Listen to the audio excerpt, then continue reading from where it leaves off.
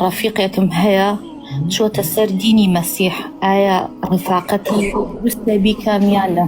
نەخێر نابێت دروست نییە ڕفاقەتی بکەی مادام مرتد بووتەوە و وازی لە دینەکەی ناوازی لە ئیسلام هێناوە ڕفاقەتی دروست نییە، بەڵکو هەجری واجبە، ئەوە تعزیری پێوتێەوە تەمێکردنی پێوتێت.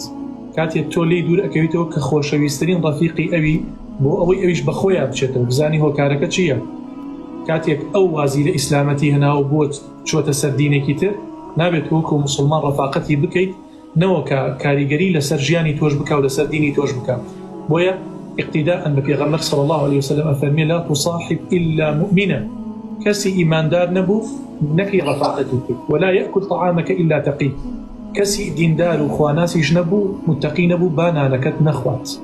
ئەمە هەمووی حفاظا على دينك، بۆ ئەوەیە دینەکەت سەلامەت بێت، بۆیە ئەخلاقت سەلامەت بێت.